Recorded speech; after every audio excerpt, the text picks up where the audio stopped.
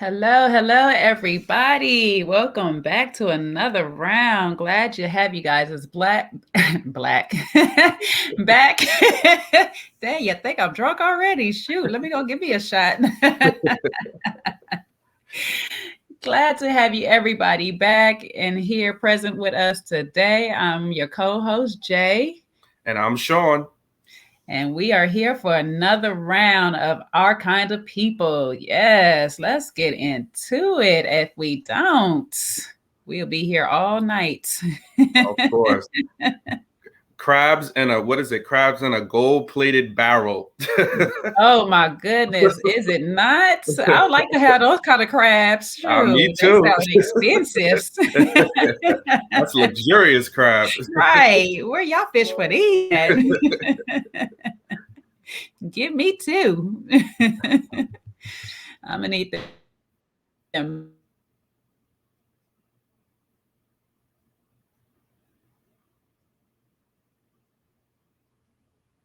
All right. I think my co-host froze for a little bit, but we're gonna dive into this most recent episode. I know Jay's gonna come through soon, but real interesting episode. Opening up with Teddy on the golf course, and he's talking about his recent acquisition of the stadium and changing the name, and also wanting to acquire a basketball team.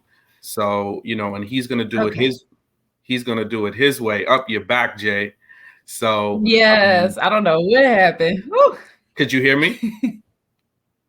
I could kind of hear you, and then it totally went all the way out. Okay. So I started out just talking about the opening scene where Teddy's on the golf course, planning and strategizing his acquisition of the team, and also his most recent purchase of the stadium that he's named after his brother, who we find out is a community activist. So it's interesting to see the family dynamics. We got one brother who is a billionaire business mogul, and another brother who was a community activist. So great to see that he is still wanting to honor his brother's legacy, and put the stadium in the brother's name. However, some of Teddy's business rivals were not so happy to hear about his most recent drama that erupted at the Juneteenth event, where Angela was exposed to be his daughter. And, the wife kind of had a meltdown there. So, I think that is a case of it be your own friends. They just waiting and plotting for your demise. And some of his friends on the golf course from the country club were just waiting for something to happen so they could clip at his heels. So we kind of start to see the undoing of some of his business ventures in the very early scenes of the show. Yeah, that was interesting, of course, because it was a lot of, I'm just gonna break it down on this. It was a lot of business meetings going on through this whole episode. So that was one of many that took place. And like you said, yes, it usually is your own friends waiting for your demise, if not your family. So Teddy got a lot of daggers pointed at him. It's like Game of Thrones, and he's sitting on the Iron Throne right now, and everybody is waiting to take his crown. So yeah, he has to watch his back at every angle. And we already know that he is dealing with the Parkinson's, and still trying to keep that a secret, because that right now is his kryptonite. That's his weakness, that's his downfall. And so he wants to make sure nobody is, feeling any advantage by, noticing what he's going through. And so, of course, he's going to keep the strong front up going the whole time, as long as he can. And, we'll see later on the scene that kind of breaks down, at least to Leah, which was kind of interesting to see that he reveals that so soon to her, because I just thought he was going to keep that a secret as for a lot longer in the show and whatnot. But I did want to break down the actual opening where we had left off, where Angela had went to visit Nikki's father in Still Bay State Prison, because it was interesting, like we said, that she's been keeping her own secrets of her own, because as far as Nikki knew, her dad was a one-night stand. and he was no longer around. And come to find out, he's been in jail. And on top of it, Mama's Eve has been keeping in touch with him since he's been in jail. Because he said that he was receiving pictures from her every month. And so when the picture stopped, he kind of knew something was wrong with Mama Eve. And so, I didn't say how long he's been in jail. So I didn't suspect it was Nikki's whole life, but he's been shut out of her life for 17 years because he had mentioned, after 17 years, all of a sudden she needs a dad. So for whatever happened to them back in the day, Angela has kept him away from his child. And me, I'm a big daddy's girl. I'm a big daddy's advocate. I think that's the worst thing you can do. Now, I don't know what he was into and why, what is her reasoning for keeping Nikki away from her father. But to be honest, there should be no reason. Unless he is like, unfortunately, like some on one of those lists, sex offenders lists. Let's put it like that. Unless he's down one of those lanes, there should be no reason you should keep your child from the father. I don't care if he's a criminal. I don't care, if he's just a shady banker, drug dealer. You want to keep him away from the drugs, but not away from the father, unless he's just a total threat to your child. So that was a little thing for me in the beginning. I was just like, oh, this is just getting deeper and deeper with Angela and her whole secrets. And that's not going to play well with Nikki when she finds out that her dad is alive. Mother knows him. Grandmother knew him. So I'm just trying to figure out why he was such a secret for her and stuff. Yeah, I thought that was really interesting. And then you see him writing a letter to Teddy. So that's like, oh, bro, that's not going to go over well. Too, you see the, I don't know his name, but I didn't get it. You see Nikki's father writing a letter to Teddy. So I'm like, uh-oh, you don't want to give him any ammunition, bro. Like, I get you're upset, you're angry about the way things were handled, but don't give that. You're reaching out to the wrong person. That is not the person to tell this information to. So we'll see where that goes. So back to these business meetings and all of these things. We segue on back over here, because then we get to this three-way dynamic between Raymond, Leah, and Teddy. Raymond is fighting Leah for the attention of another man. In this case, is her father. And that is a dynamic. It is like really hard, like a really hard thing, because you're her husband competing for her love and affection from her father, which shouldn't be so hard. But because she's daddy's girl, the only child as far as growing up, she knew, and the heir to his throne, she's trying to do everything to make sure she stays in good graces with her daddy. And that means jeopardize her relationship, to the point that, in the middle of your counseling session, you jump up to take your daddy's call. And you're in the counseling session because of your daddy. Mm-hmm. And the interesting question at the end of that session was, do you want to save your marriage? Do you guys want to even be in this marriage? And they just both kind of sat there and looked. So I was just like, oh, because we already know the whole little issue with Raymond's business partner kissing her. And then later on the episode that we find out Raymond was married prior. Mm-hmm. And stuff. So it's just like, I see this marriage more as a business deal than an actual relationship. Absolutely. As it starts to play down, especially on Raymond's part, like, it might have been some love. It might have developed into some love. I think Leah might have loved him, might have had a crush on him, and so forth. But as it breaks down, I'm seeing it more so that Raymond thought that was his access to the business, was Leah, and he didn't realize. I don't know that, Jay, because he had his own business already, and he also, had a wealthy family. I think it was a power play for the both of them because they were the right people to marry. you know. Mm-hmm. I think eventually it did evolve, and they wound up bailing his business out after the business partner, made some shady deal and caused the business to be, in bad shape per se. So that, I mean, I guess that's kind of like how I see it. I don't know that. I think, like you said, it just seems like it's a relationship of convenience, a marriage Mm-hmm. of convenience.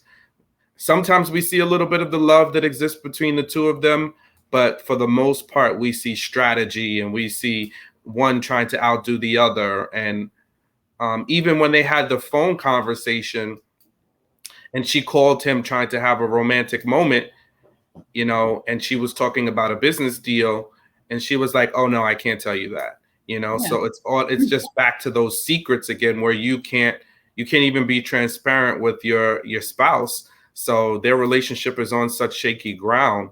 The last thing is, in the therapy session, I love how the therapist was, talking about double consciousness, right? And all the things that she has to go through as a black woman, in a male dominated industry, and also, just the stress that comes along with that. But he didn't say nothing about her leaving the therapy session to get on the phone and talk to her father. Like, I'm like, where's the accountability? Where's the, Right. hey, listen, you got to have boundaries? And was that phone call, was he dying? Or was this something that could have happened 45 minutes later when this session was over? And Right. that's where you see he's like vying for her attention. He just like, he's vying for her. They have such a complex relationship. It's actually real. It's interesting. I can't wait to see how things kind of continue to develop with them.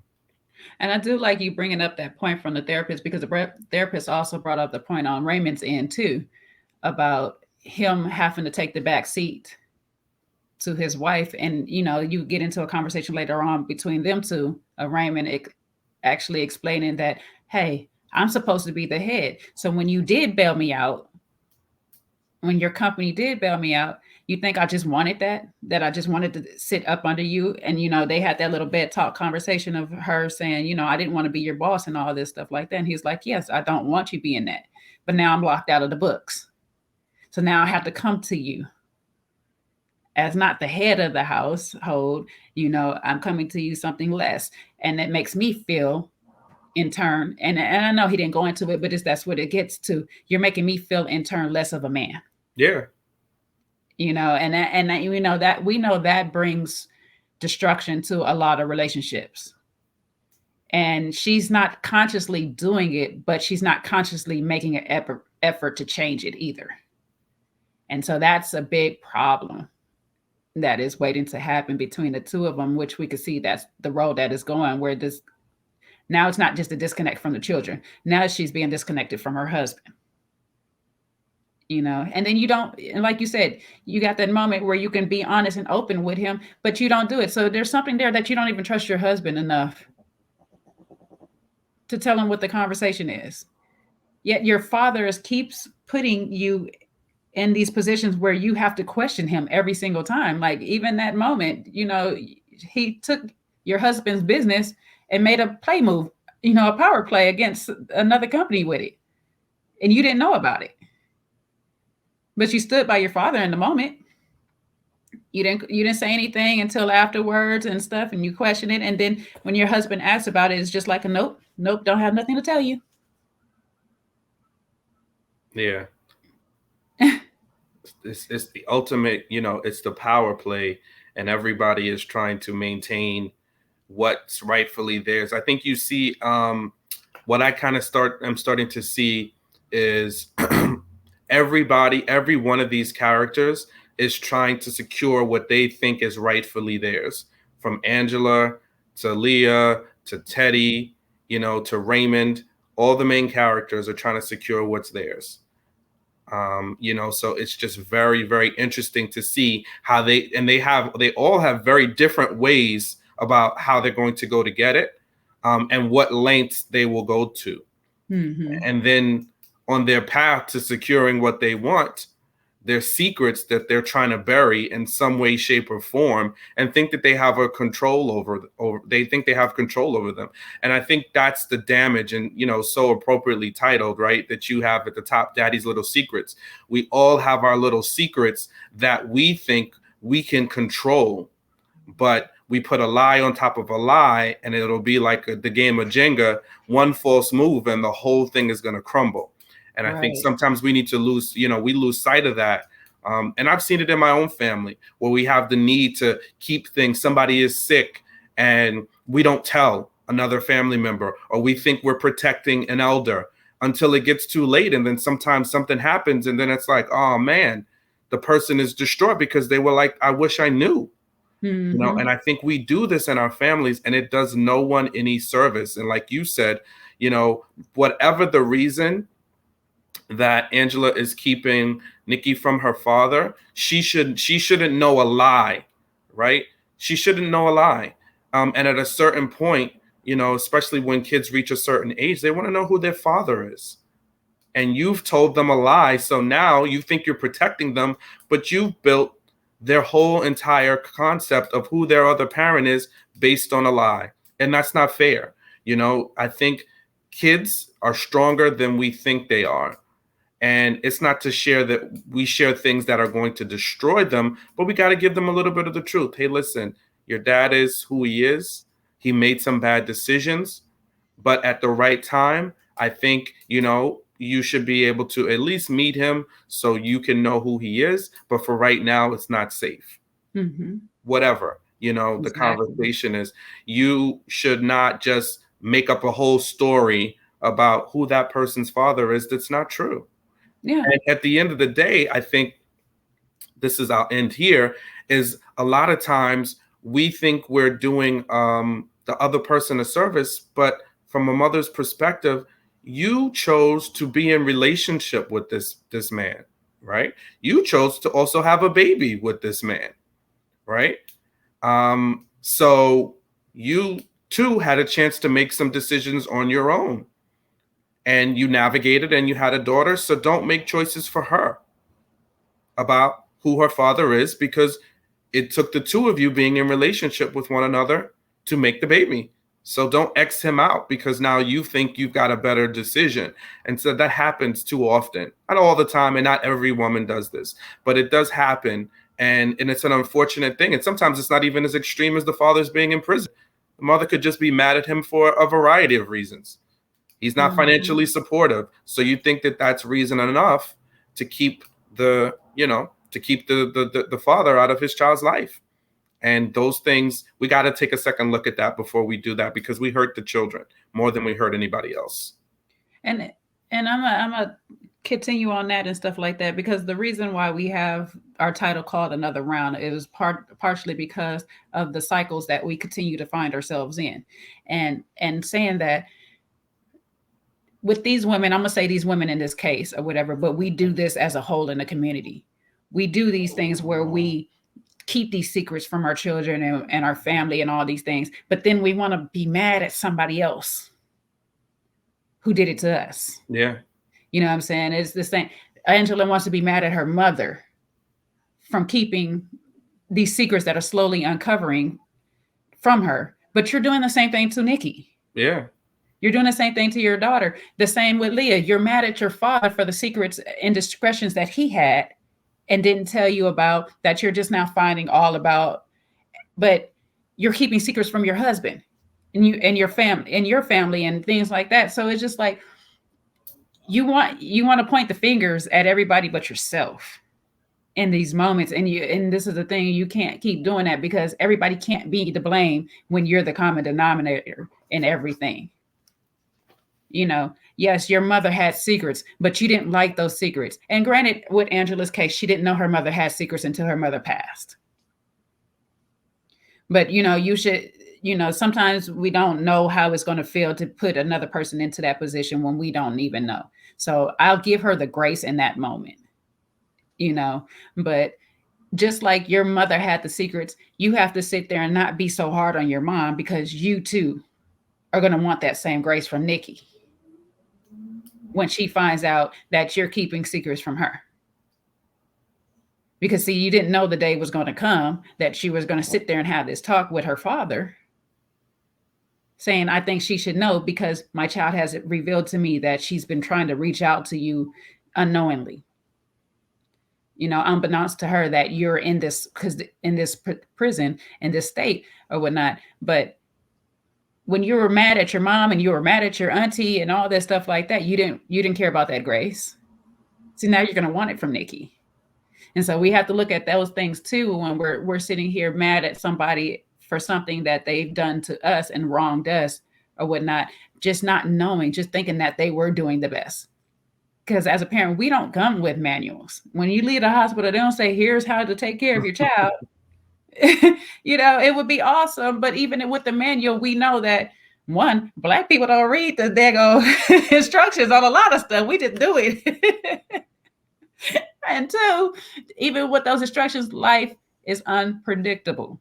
And we're just doing the best that we can. So sometimes we got to try to find the grace in our parenting and find the grace for our parents. Because, based off of their background and how they were raised, they were doing the best that they can sometimes. Sometimes they could do more. Yes. Sometimes they could be better. We want better. But in our choosing of the people, sometimes we should choose better. Hell, we should be better for the chosen. So, I mean, it just with the cycles, it's a thing. You got to just kind of try to break the pattern at you. You can't keep trying to say, oh, well, my mother did it, so I do it. And this, if you don't like it, you didn't like it, stop it. Somehow figure out a way to stop that cycle from continuing down the line. And don't get me wrong, it skips generations sometimes. So it might come back up. But at least it stopped with you,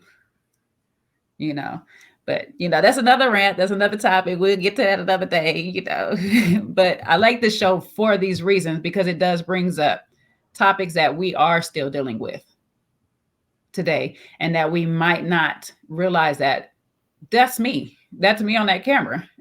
That's me on that TV screen. That's me in that show. And, hey, I need to check myself. I need to get myself together and stuff. So, yeah. Moving on.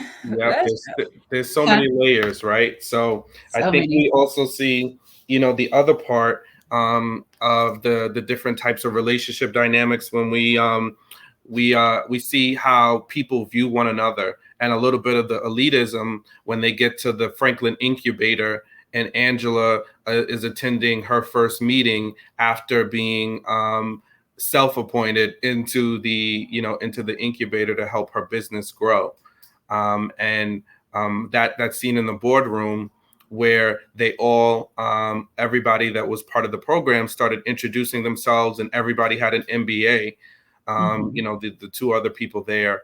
And I love Angela's confidence. She was like, I went to Howard, I didn't finish, but I've got a flourishing business with a lot of followers, and this is who I am. So that's the one thing about Angela. She is unapologetically who she is.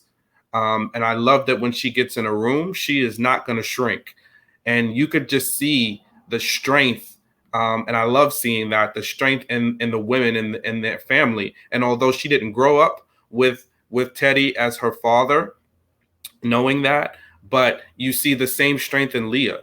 And those two, really, if they could come together, realize that they have more in common than they do that's different, outside of the fact that obviously they share a dad, but just their outlook on life. So I thought that scene was really good, in that she just stood on her in who she was. And then I love how Raymond was like, to the other young lady, was like, oh, this is, inferring that there's nepotism or favoritism because, Angela is also now Teddy's daughter rather. He's like, well, yeah, we got a call from your mom, who's a congressman. So you got some strings pulled for you too. So just kind of sit back. He kind of pulled her mic, which I loved, that he checked her. I don't think Leah was so happy about that, but well, shut her up a little bit. Yeah. I like that moment too. And I was like, go ahead, Raymond. I'm not mad at it because you got to remember, we're all, at the end of the day, we're all Black and we're all here because of some type of connection. And it might just be our Blackness, or it might just be that we're good business people, regardless of education or not. So to sit here and try to down a person for their education or lack thereof, but they're still sitting in the same room with you, it's kind of like idiotic. Yeah. It doesn't make no sense and stuff. It's like you took your path, I took my path. We're still in the same spot, you know, and we'll see where our paths continue to take us after this. Congratulations on your way of getting here. Thank me for mine. Don't try to downplay me because I didn't continue my education for whatever reason, and we don't know the reason. People have their reasons. Things happen. Like I say, life goes on, and things happen, and sometimes in things happening, people drop out because of family issues, of something happening on campus, financial problems. We just don't all have it, but the smarts doesn't mean that you're less intelligent because you didn't make it all the way through. I knew, to be honest, like segue onto some other stuff. I just knew a guy that was so smart that education bored him because he wasn't learning at a fast enough pace. His IQ was just too high for it. So he would get terrible grades. And so sometimes it happens in that way. This is just not for me. Let's take a Steve Jobs for a case. You know what I'm saying? It just smart. I'm just too smart to be sitting and wasting my time in this class when I could be making this money. So I like that scene too as well. Then we have more power dynamic going on with these meetings. Interesting back history with Tyreek. We get Leah and Tyreek have gone to school together. And this was another moment that I liked, where Tyreek was kind of like checking Leah in a way that Raymond indirectly checked at her in the business office for Angela or whatnot, because he had to remind her, like, hey, look, you weren't so nice to me when we were growing up. When we were going to school, you remember how you acted towards me because I didn't have what you had. I didn't grow up with what you grew up. But here I am. I'm still accepted into your family. I'm here playing tennis with you on your courts. So it's just like, calm down. Just because you have the money and the name doesn't mean that you're anything more than anybody else. And that reality check, I think, has to continue sometimes, because we get into certain statuses and places, and granted, for Leah, she's never grown up anywhere else, so this is all she knew. But some of us have grown up in other places, and then we move out of those places and kind of forget where we come from or whatnot. And I'm not saying you have to forget where you come from, or you have to keep going back and reminding yourself where you come from, but just humble yourselves in some moments sometimes, and just remember, like, some of us really had to work hard to get here and things. So that was, here we go, another one of our meetings on power plays and power dynamics. Yeah, no, I definitely like that, and I'm starting to see some redemption in Tyreek, because he pulled the cameras out, of Leah's home, of Angela's home, I'm sorry, which Teddy was using to spy, on her. So I'm so glad he decided that wasn't the right thing to do. You could see he's a man of integrity, and he was like, you know what, I've seen enough, I've gotten to experience her enough, and I'm not going to I'm not just going to be doing Teddy's bidding, especially after the last episode where he pretty much called him to help indirectly and then tried to clean it up. So he was like, I know where I stand with these folks. I'm not blind, I'm not stupid, I see it for what it is. I'm a convenience to them, but they really don't see me as an equal person in their lives. So I like how he's just standing out on his own. Let's see how this goes, because we see their relationship developing. But then the next scene, I'm sorry, Jay, another boardroom. So they get into the meeting, and now Angela is filming one of the local judges, and she's talking about her hair and her experience as a young attorney and defending criminals, and the judge thinking that she was the criminal just because she had locks at the time. So she wound up changing her hairstyle and getting a perm just so she could fit in, right? So here we come back to one of the central messages here. It's about hair and how hair defines us, especially as people of color. When our hair doesn't look a particular way that's pleasing to the masses, we get unfairly characterized. So she was telling the story, and you could see the judge just really, she was like, but I'm a judge now, so I'm sitting on the bench. So I love that. And she was sharing the story, and it was beautiful. And here comes Leah. She wants to burn it all down. She can't stand to have Angela doing anything or getting a leg up in any kind of way to try to, get ahead.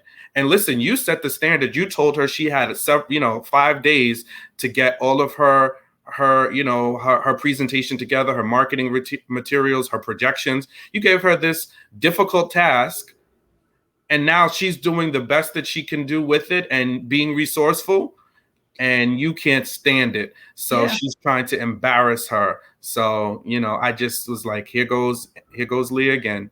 But, back to you, Jay. You gave her 5 days. On top of it, know that she has her grand opening on that 5th day. And, I'm not mad at Angela for, like you said, using her resources and going to the Gray Cities, your group. And I think that's what pissed Leah off the most, is because here goes somebody else, an outsider, quote unquote, my half sister, doing things like my daddy. Unbeknownst to me, I have no clue of what's going on. She just got that call, and it was like, what meeting? What is set up? Like, Angela got your whole group together behind her.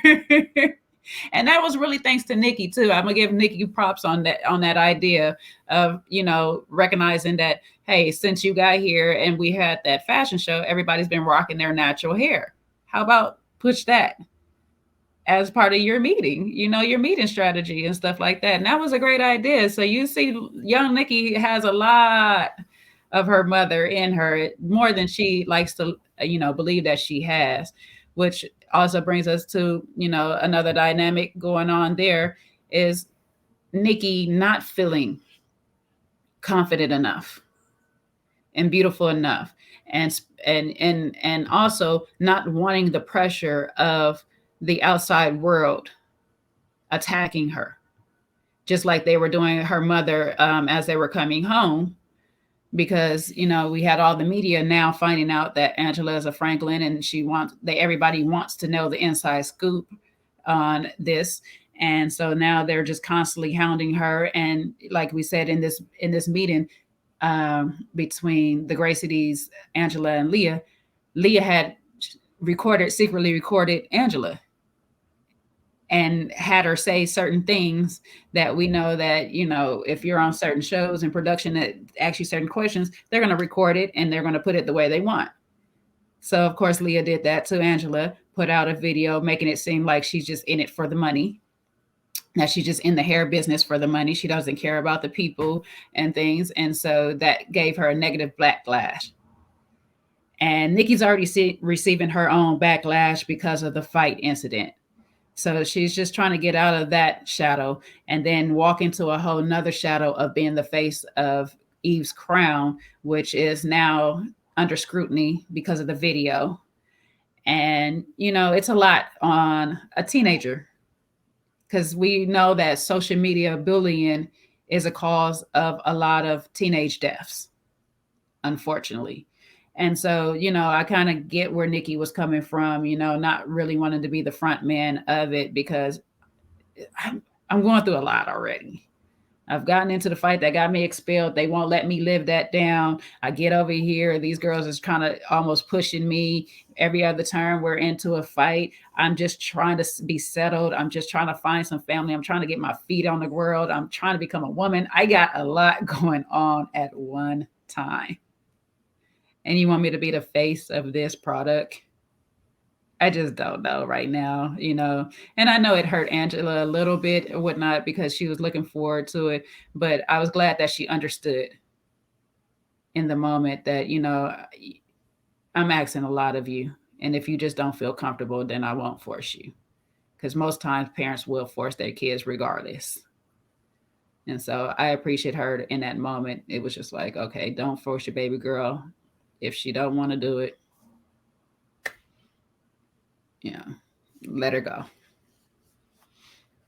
Yeah, and then we also see that there's a little secret that Nikki is hiding too, you know. So I think that's another reason why she doesn't want to be on Front Street, and in the headlines, as her mother's spokesperson.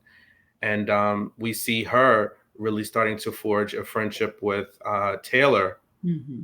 who is her what's the cousin's name? Leah's daughter, Lauren. Lauren, who's Lauren's girlfriend, right? So we see some dynamics happening where there was almost a kiss, that Lauren wound up walking in on. That wasn't a kiss. The kiss that almost was a kiss, you know. So another secret, another, Secrets.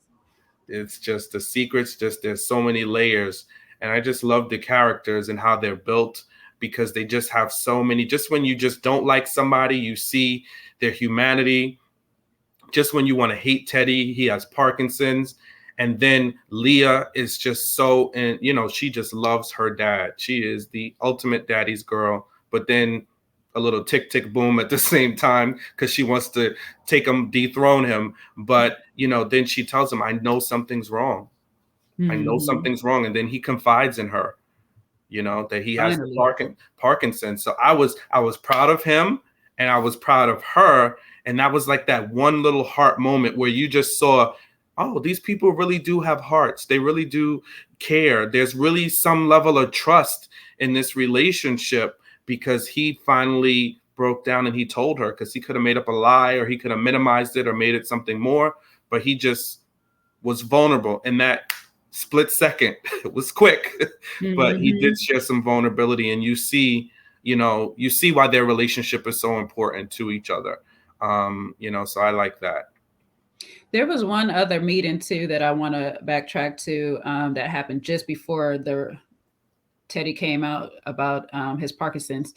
The meeting with the Bradley Clarks, and Oh, at the like dinner. all dinner that Hmm. they had, that him and Leah had, and that BLM comment that Hmm. the guy makes. He sat there and goes, Black Lives Matter as a joke and stuff, trying to be funny, and then had to, you know, really say, Teddy had to really tell him, like, just let's cut all the antics and just tell me what it is, that why you're trying to kick me off of this deal and stuff. And the guy goes, oh, because your brother, he's a Black Panther and whatnot. And Teddy set him all the way straight. And that's what you love about Teddy and his strength in this show. You can't stand him because he's just so strong against his own family. But this is why the strength is always on, because he has to deal with this. He has to deal with his blackness being. And I love the banter between him and Leah in that moment, where it's like Leah's like, oh, no matter what, how much money you give him, how much you do for him, no matter what, your blackness is always going to be the reason why you're not accepted at their table fully. And when he got up and gave that speech and told them how he really felt, like, I don't need you guys. Trust and believe everything about this. How I got here, I clawed my way all the way up, and I will claw my way over you to get this deal. So let my blacklist be a lesson that is going to be here. So enjoy the view. And I was not mad at Teddy in this moment at all. I was like, I love the strength in this moment, because deep down inside, good, bad, or evil, right or wrong, he's doing this really for his legacy and his family. And it takes this type of strength to get to the position that he's in. And he wants it from Leah. He wants it to get it out of her or whatnot. He just understands that she's half her mother. She's half, apologetic, she's half sensitive, she's half, just not cutthroat the way he is. And he wants to make sure that when he does move on from this position, that she is the strongest her she could possibly be. And it's the harshest grooming of a child, but you see why. In this moment, you actually see why he has to be so hard, why he has to stay strong, because it's just not the business aspect of his little business that he's fighting. He's fighting the world for his little business. And I only use the word little in this predicament because on a whole grander scale, his business appears little to other people, of different nationalities, should I say. So within his community, he is a big name. He is a big this. But outside of that, he's a little fish in a big pond. And I'm going to say, fight, little fish, fight. Yeah, no, it's an interesting dynamic, but Teddy's got pull, and he's got enough pull to disrupt their businesses that they have at this consortium of a variety of business owners, and looks like some of them are team owners, themselves, and participating in the final vote to allow him to come in and be part owner in the team. So I think that he is going to be quite a disruption to any plans that they have. And he is showing them, whether it's how he shut down the restaurant, took their food away, shut down the music. He let them know, listen, you think you one upped me here, but watch what's coming next. And I wouldn't want to be on his opposing end because those guys they got hell coming their way. So good luck to them. They think they won, but Teddy is going to cream them all. Then fast forwarding, towards the latter part of the episode, we see another secret, right? We see the secret now that Leah was filming Angela when she was, pretty much reprimanding her for shooting the footage in the boardroom. Now she filmed a piece of that. And how often does this happen?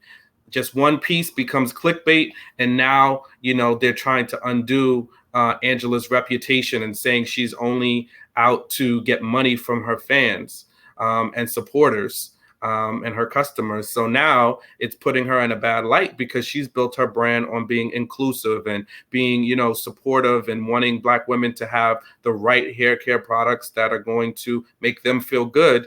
But Leah used it as an opportunity to paint her in a bad light and ruin her grand opening of her salon that was happening. So, between that and the daughter saying she didn't want to be the spokesperson, she was just having a rough couple of days. But I guess they had a family friend come in town, and she sat down and talked with Nikki and had a change of heart, and the grand opening went off without a hitch. And it was a lot of followers and, got a lot of buzz on social media, as well as they had a good showing and turn up at the event. It seems like everybody was happy. Even got Leah and Lauren dancing up in that thing. Yep. I said, oh, seen them. Yeah, that's it, right? A little moment where they called a mini truce, right? Mm-hmm. So that was awesome to see. That there was still some success to come, for Angela, and she is not down and out. And Nikki decided to be the spokesperson, and she spoke her truth. And then here we go back with her and Taylor. Oh man. It's gonna be interesting because that's just where the cousins is gonna start clashing now. Oh, man. It's so funny because it's always over a woman, no matter what. The clash is always coming because of a woman. Exactly. Oh, Jesus, this Taylor girl. Shoot, I see you, Taylor girl. Get it, girl. He's gonna dip in every family pot. I'm like, come on now. You got them in every community. They don't care which family member it is. They just want one of y'all. Oh, there was one other interesting scene too that I did appreciate being in there, and it was a good little hint at where Leah is coming from, which broke Angela down a little bit to be a little bit more softer in her grand opening speech, um, which is where Leah showed up at Angela's house, and I was glad that Leah sat there and was like, "Girl, how you get in my house?" Because I'm just like, y'all just be walking in everybody's houses. They I got was waiting for master Angela to keys. be like the same way you got in mine. Because every 5 seconds, y'all at everybody's house. Like, she's don't y'all live a little ways away? Like, man, they just let you on the property and everything. But in that moment, though, do you do notice how we've been getting how Angela feels about everything? Because, of course, she's the lead of it, but we've been getting everything how she feels about finding out who her dad is, being lied to about things, all these secrets coming out. But we never quite got to know how Leah felt about it, except for that one little piece where she was talking to Raymond about, not really wanting to have a sibling. And that was about only time that we got it. But in this moment right here, we actually got a real glimpse of how Leah felt, where her and Angela had this whole sit down about, Leah recording her and trying to break the business and having a sisterhood. And that if I had your money, Angela telling her, if I had your money, instead of trying to tear people down, I'll be trying to uplift people and do that. And I had a little thought. I was like, yeah, you probably wouldn't, because your attitude as it is to get where you at now, you'll probably be on the same page that she is on and stuff. Probably even worse. You'll probably be Teddy Jr., like in the flesh. Like, but I get where you're coming from because you came from different circumstances. So yes, you do want to help the people from around the neighborhoods that you did grow up in, and you want to be the sisterhood. But Leah had to break it down to her. It was just like, your mom broke up our family. And yes, she put the blame to me. She put the blame on the wrong person, because technically your dad broke up your family, because your dad was the one who went outside the family or whatnot. But, she said your mom broke up their family when she got pregnant with you or whatnot. And it broke my mom's already fragile mental state. So she was holding a lot of resentment for those two things against Angela. But she also told her, she's like, I'm not mad at you. I'm just, disappointed, with just the fact that all of this is coming out the way it is, like ashamed. I'm more ashamed, is the ashamed word. And it was just such a dynamic, because we're always in this moment of what I feel, what I'm going through, what is this? And we forget about all those other people that are impacted in these situations when it comes out, that we never take the accountability to say, I understand how I feel, but what do you feel about it? This is new to you too. Because it wasn't like Leah knew about it. It's coming out, now she's going down all her memory lane and realizing that some of these breakdowns her mother might have been having was because of this. Some of and I'm not going to say this is it, because dementia takes you no matter what, but some of the things that she might have experienced growing up watching her mother do would have been a result of this breakdown between Raymond and Teddy and her mother. So it's just like, it was good to see that her opening up and being a little bit more vulnerable to the fact that, hey, I don't have to just accept you right away. Like, this is a process for me too. And even though she's not going to admit that she wants to have a sister or needs a sister or even wants the therapy to start the process of healing, but it's just, I need to accept this before I can move forward. And right now I'm just not in the place of accepting any of it, because this is not what I wanted. I didn't want any siblings. I didn't want none of this. I didn't ask for none of this. And it just popped up on me. And so it was good that Angela at least took that in account and made a statement at her grand opening. You're like, this is new to me, and it's also new to Leah. So just please give us our privacy as we work it out.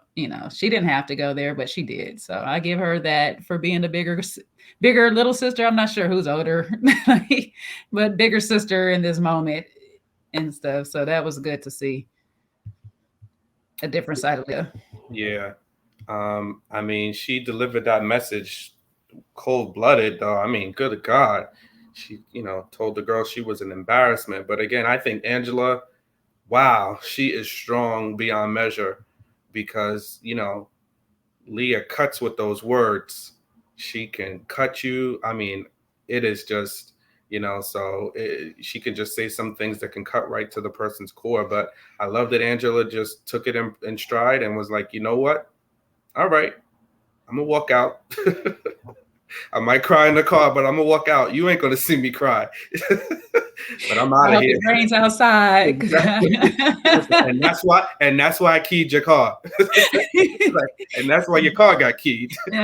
Because of them that mouth on you right there. Exactly.